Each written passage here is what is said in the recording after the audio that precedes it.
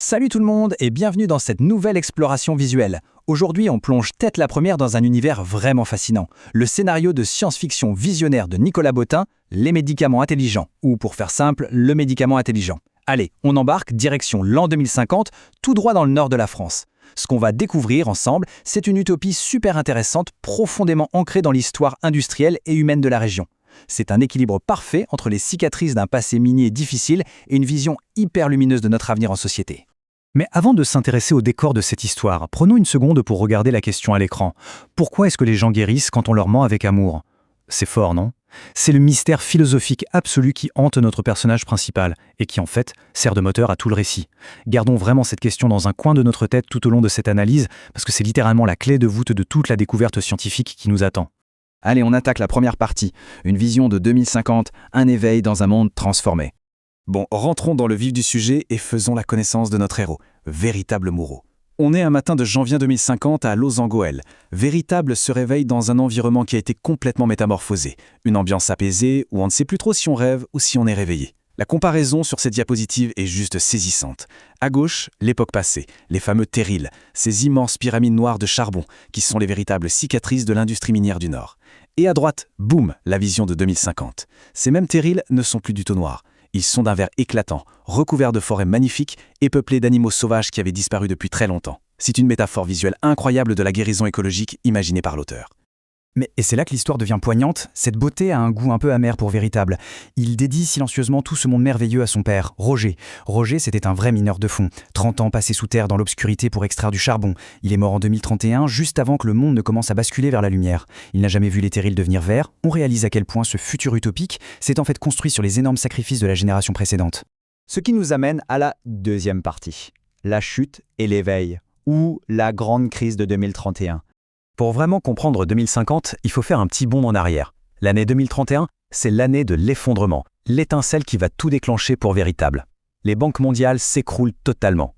Et notre héros, qui bosse à l'époque au milieu des algorithmes de la finance à Lille, se fait licencier du jour au lendemain. C'est le choc. En marchant dans le froid de l'hiver, il perd tous ses repères. Ça le force à tout remettre en question. Il repense à son père, qui n'avait jamais eu le luxe de choisir son métier. Et il se met à réfléchir. Et si le travail, c'était autre chose qu'une simple obligation? Et si l'argent devait servir à vivre, plutôt qu'à juste survivre? Passons à la troisième partie, le nouveau monde économique et la naissance du Mondo. Cette crise personnelle que vit Véritable, elle reflète en fait une révolution mondiale. Jetons un œil à cette chronologie, qui est la colonne vertébrale de cette société fictive. Donc on le disait, crash bancaire en 2031. Ensuite, l'histoire postule qu'en 2033, la spéculation financière est tout simplement rendue illégale. En 2035, mise en place d'un revenu universel, financé carrément par une taxe sur les robots et l'intelligence artificielle. Puis en 2040, une toute nouvelle monnaie mondiale débarque. Et enfin en 2041, les recherches médicales de Véritable aboutissent, c'est une restructuration totale des valeurs de la société. Alors là, ce qui est vraiment fascinant sur cette diapositive, c'est cette redéfinition de la valeur avec le Mundo. Adieu la spéculation sur le dos des gens. L'auteur imagine une monnaie adossée à du concret, du tangible. Un Mundo, ça vaut 1 heure de soins infirmiers, 1 mètre carré de forêt protégée ou 1 kWh d'énergie solaire.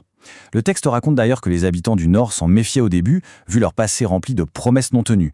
Mais ils ont vite changé d'avis en voyant cette nouvelle banque de Gaïa investir réellement pour réparer leurs anciens bassins miniers.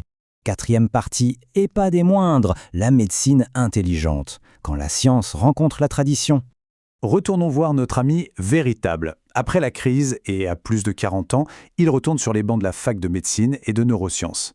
C'est là qu'il rencontre Amara, une chercheuse absolument brillante, originaire de Dakar. Et regardez bien ce parallèle, parce qu'il résume tout. À gauche, la science dure, les neurosciences, les impulsions numériques. À droite, les traditions, les rebouteux de Chunou, les chamans du Sénégal. Véritable et Amara vont faire fusionner ces deux mondes opposés. Ils se rendent compte que la médecine moderne est en fait passée à côté des vrais secrets de guérison de nos ancêtres, liés à la parole et à la croyance. Et c'est là qu'on arrive au déclic, à la révélation. Véritable finit par trouver le moyen d'envoyer une impulsion numérique pour aider le cerveau à réapprendre à s'auto-guérir. Il annonce la grande nouvelle à sa mère, Georgette, et elle lui sort une anecdote géniale sur la grand-mère Lucette. Un vieux médecin lui avait sorti la phrase qu'on voit à l'écran. Elle avait juste besoin qu'on croie en elle. Il lui a fait confiance, elle y a cru, et bam, elle a guéri. Véritable réalise avec énormément d'émotion que sa technologie hyper révolutionnaire, c'est en fait juste la version numérique et scientifique d'une chose très simple, la confiance humaine. Cinquième partie, Le discours mondial, la sagesse des oubliés. On arrive au point culminant de l'histoire. Véritable se retrouve devant le Parlement mondial à Paris et il balance un discours sans aucune note. Son message est super clair. Les plus grandes solutions de leur époque, le mundo, le revenu universel et même ce fameux médicament intelligent, eh bien elles ne viennent pas des beaux quartiers ou des grandes métropoles riches. Non. Elles viennent des endroits que le reste du monde avait complètement oubliés ou méprisés. Les terris du Or, les favelas, les bidonvilles. L'idée forte de l'auteur ici, c'est que la vraie innovation de survie vient souvent de ceux qui, après avoir tout perdu, ont redécouvert ce qui compte vraiment. Et ça illustre parfaitement comment cette société fictive a réinventé ses valeurs. Liberté, égalité, fraternité. Comme il le dit si bien en conclusion de son discours, ce sont des mots anciens, mais c'est peut-être la première fois qu'il commence à véritablement les incarner au quotidien. En remettant l'entraide au centre de tout, il montre que le médicament intelligent n'est pas une création de laboratoire, mais juste le réveil d'une capacité naturelle qu'on a tous en nous d'aller vers les autres. Allez, dernière ligne droite. 6e partie, l'héritage du Nord, le retour sur les terrils. Après ce triomphe absolu à Paris, le récit nous ramène aux sources. On est de nouveau en cette nuit d'hiver de 2050. Au lieu d'aller dormir, Véritable monte sur l'herbe gelée des anciens terrils pour observer les lumières de la plaine. Et là, dans le froid, il trouve sa résolution ultime.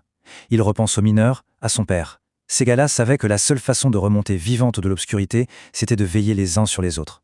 Faire confiance à l'autre pour survivre, ce n'était pas de la philosophie, c'était une nécessité. C'est ça la clé. La vraie solution est profondément sociale avant d'être technologique. Ce qui nous pousse vers cette réflexion finale, griffonnée par Véritable dans son carnet. Chez Génétique, le vivre ensemble, c'est inscrit dans notre génome. Quelle conclusion puissante, non? La vraie médecine intelligente de ce récit, ce n'est ni une puce, ni une intelligence artificielle, c'est le lien humain. La confiance mutuelle comme outil de survie ultime, une leçon tirée du fond des mines et offerte au futur. Alors on pourrait se demander, n'est-il pas temps de s'inspirer de cette sagesse, née dans l'obscurité, pour éclairer notre propre avenir? Merci d'avoir suivi cette analyse passionnante, ça donne vraiment matière à réfléchir.